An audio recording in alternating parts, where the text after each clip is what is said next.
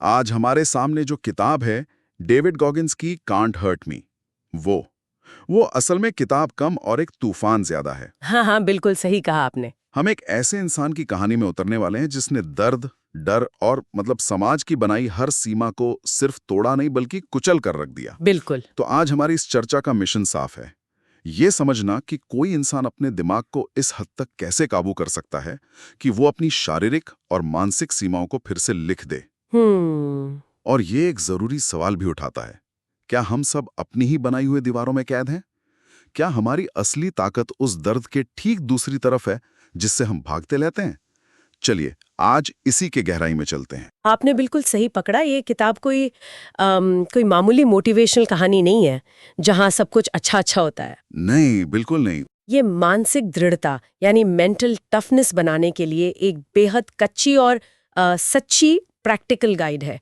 Goggins हमें सिर्फ ये नहीं बताते कि उन्होंने क्या किया, बल्कि ये भी सिखाते हैं कि हम वो सिद्धांत अपनी जिंदगी में कैसे लागू कर सकते हैं। तो आज हम उनके दिमाग के अंदर झांकने की कोशिश करेंगे। हाँ, और उन औजारों को समझेंगे जिन्होंने उन्हें बनाया। तो फिर कहानी की शुरुआत वहीं से करते हैं जहां से गॉगिन्स की हुई। उनका बचपन किसी बुरे सपने जैसा था। गरीबी तो थी ही, लेकिन उससे भी भयानक था उनके पिता का हिंसक व्यवहार।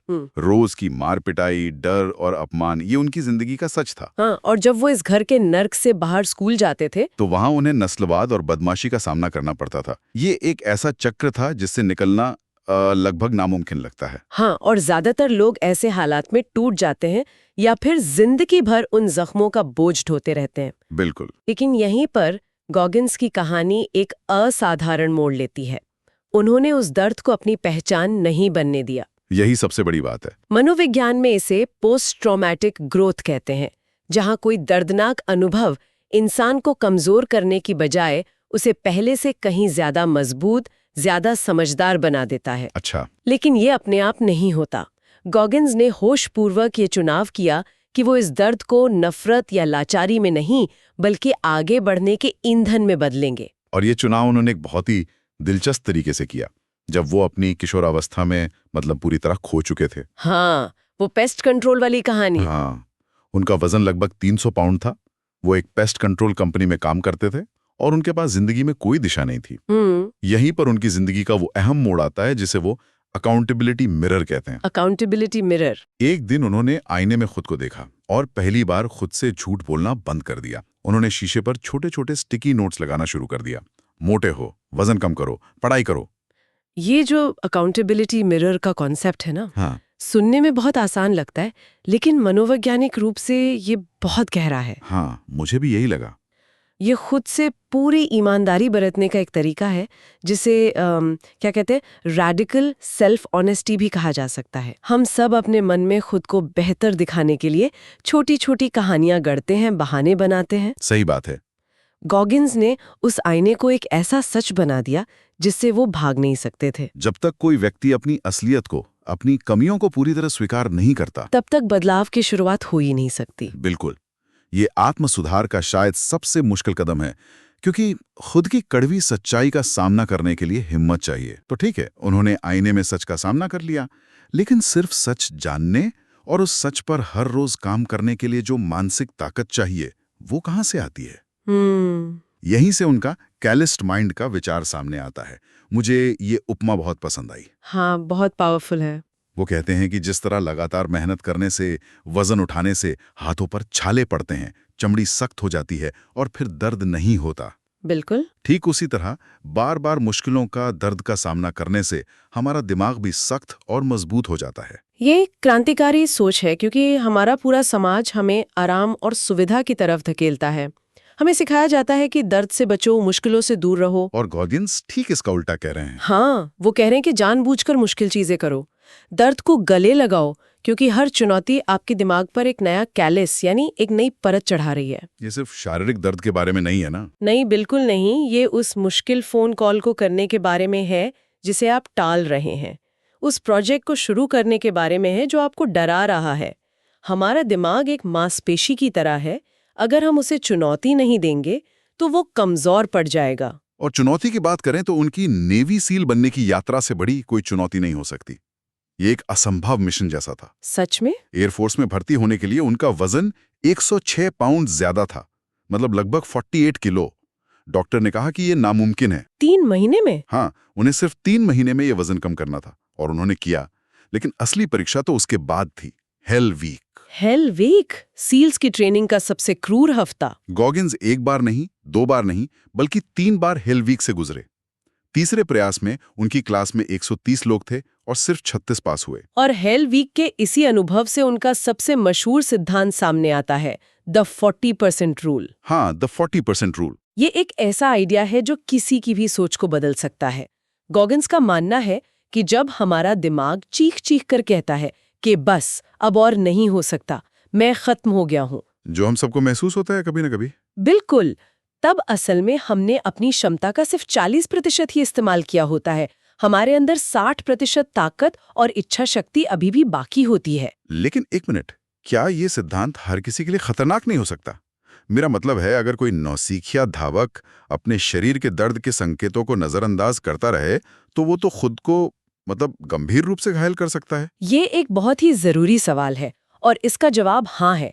गॉगिन्स ये नहीं कह रहे कि आप टूटी हुई हड्डी के साथ दौड़ते रहें। अच्छा। वो शारीरिक चोट और मानसिक थकावट के बीच के फर्क को समझने की बात कर रहे हैं। हमारे दिमाग में एक गवर्नर होता है, जैसे किसी गाड़ी में स्पीड लिमिटर होता है। हाँ। इसका काम हमें सुरक्षित रखना है, हमें दर्द से बचाना है। ये एक सर्वाइवल मैकेनिज्म है। बिल्कुल। जब आप थक जाते हैं या बोर हो जाते हैं तो ये गवर्नर कहता है रुक जाओ, आराम करो। तो 40% रूल इस गवर्नर को शांत करने के बारे में है? बिल्कुल, ये उस मानसिक बाधा को तोड़ने के बारे में है, न कि शरीर की असली सीमाओं को। बिल्कुल। ये उस आवाज को अनसुना करने के बारे में है जो आराम चाहती है। असली ग्रोथ उसी 40% की दीवार को तोड़ने के बाद ही शुरू होती है। और उन्होंने ये साबित किया।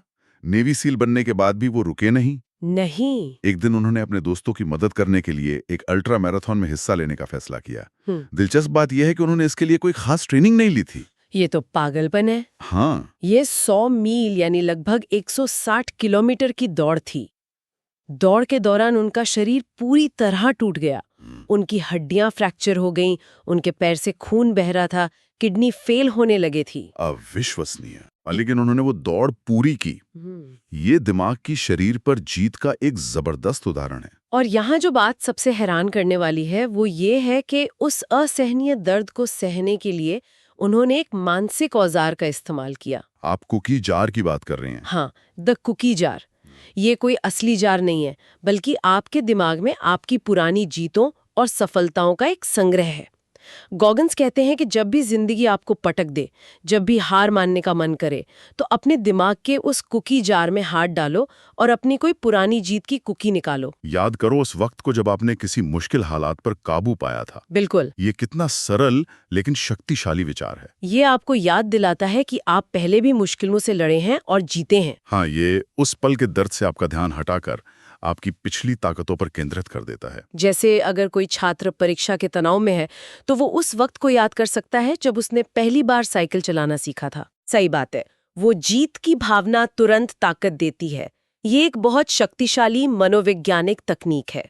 ये आपको सबूत देती है कि आपके अंदर मुश्किलों से लड़ने की क्षमता है। और ये जानकर हैरानी होती है कि इतनी सफलता के बाद भी गॉगिन्स को आत्मसंदेह यानी सेल्फ डाउट होता था। हाँ, वो भी सोचते थे कि क्या वो ये कर पाएंगे। लेकिन फर्क ये था कि उन्होंने इस संदेह को खुद को रोकने नहीं दिया, बल्कि उसे एक चुनौती की तरह इस्तेमाल किया। वो इस संदेह को गलत साबित करने के लिए और ज्यादा मेहनत करते थे। ये मुझे एक और जरूरी सवाल पर लाता है। प्रेरणा मतलब मोटिवेशन और अनुशासन यानी डिसिप्लिन में क्या फर्क है? बहुत बड़ा फर्क है। हम सब प्रेरणा का इंतजार करते हैं। हमें लगता है कि जब मोटिवेशन आएगा तब हम जिम जाएंगे। और यही हमारी सबसे बड़ी गलती है। गॉगिन्स की कहानी हमें सिखाती है कि प्रेरणा भरोसेमंद नहीं है। वो एक भावना है जो आती जाती रहती है। आज है, कल नहीं। बिल्कुल। अनुशासन एक सिस्टम है। ये तब भी काम करता है जब प्रेरणा ना हो, जब मन ना कर रहा हो, जब शरीर थका हुआ हो। गॉगिन्स की सफलता का असली राज उनका अनुशासन था। हर रोज सुबह 4 बजे उठना, दौड़ना, मेहनत करना, चाहे कुछ भी हो जाए। प्रेरणा एक चिंगारी की तरह है जो आग शुरू कर सकती है, लेकिन अनुशासन वो लकड़ी है जो उस आग को लगातार जलाए रखती है। अनुशासन ही असली आज़ादी है, क्योंकि ये आपको आपकी भावनाओं का गुलाम नहीं बनने देता। और इस पूरी यात्रा का निचोड़, इस सारी मेहनत और दर्द का सार हमें किताब के अंतिम और सबसे शक्तिशाली संदेश में मिलता है। गॉगिन्स कहते हैं, you can hurt my body but you can't hurt my mind. तुम मेरे शरीर को चोट पहुंचा सकते हो, लेकिन मेरे दिमाग को नहीं। हाँ, मुझे लगता है ये लाइन इस पूरी चर्चा का सार है। हाँ, इसका मतलब है कि जब आपका अपने दिमाग पर पूरा नियंत्रण हो जाता है, जब आप ये समझ जाते हैं कि दर्द, मुश्किलें और दूसरों की राय सिर्फ बाहरी परिस्थितियां हैं, तो दुनिया की कोई भी ताकत आपको तोड़ नहीं सकती। बिल्कुल, आपकी असली ताकत आपके अंदर है। तो अगर हम पूरी चर्चा को समेटें, तो गॉगिन्स की कहानी से हमें कुछ मुख्य सबक मिलते हैं। पहला, अपने दर्द को ईंधन बनाएं। दूसरा, 40% रूल को याद रखें। जब लगे कि थक गए हैं, तो समझो कि असली लड़ाई अब शुरू हुई है। हाँ। तीसरा, मुश्किल समय में अपनी जीतों को याद करने के लिए अपना कुकी जार तैयार रखें। और चौथा, प्रेरणा पर नहीं, अनुशासन पर भरोसा करें। डेविड गॉगिन्स की कहानी हमें बार बार याद दिलाती है कि दर्द हमारा दुश्मन नहीं, बल्कि हमारा सबसे बड़ा शिक्षक है। यह हमें बताता है कि हम कहाँ कमजोर हैं और हमें कहाँ काम करने की जरूरत है। तो अगली बार जब भी जीवन कठिन लगे, तो शायद हम खुद से कह सकते हैं, कांट हर्ट मी। मैं श्रोताओं के लिए एक अंतिम विचार छोड़ना चाहूंगी। जरूर। हम सब अपनी जिंदगी में आराम और सुरक्षा ढूंढते हैं, जिसे हम कंफर्ट जोन कहते हैं। लेकिन क्या हो अगर हमारा यही कंफर्ट जोन हमारी सबसे बड़ी जेल हो? वो जगह जो हमें महान बनने से रोक रही है। बिल्कुल। इस हफ्ते गॉगिन्स के किसी एक सिद्धांत को, चाहे वो अकाउंटेबिलिटी मिरर हो, 40% रूल हो, या बस रोज कोई ऐसा काम करना जो थोड़ा मुश्किल हो, उसे अपनी जिंदगी में लागू करने का प्रयास कैसा रहेगा? शायद असली आज़ादी उस आराम के दायरे के बाहर ही हमारा इंतजार कर रही है।